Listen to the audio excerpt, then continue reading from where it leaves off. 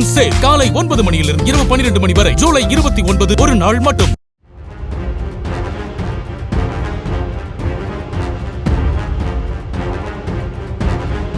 விழுப்புரம் அருகேயுள்ள ஐயூர் அகரம் ரயில்வே மேம்பாலத்தில் அடுத்தடுத்து வாகனங்கள் மோதிக்கொண்ட விபத்தில் 2 உயிரிழந்தனர்.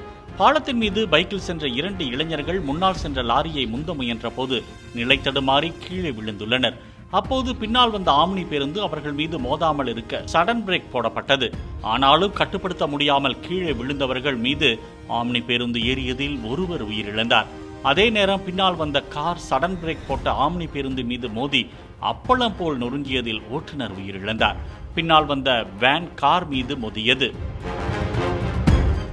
மூன் சேல் காலை 9 மணியிலிருந்து இரவு 12 மணி வரை ஜூலை 29 ஒரு நாள் மட்டும்.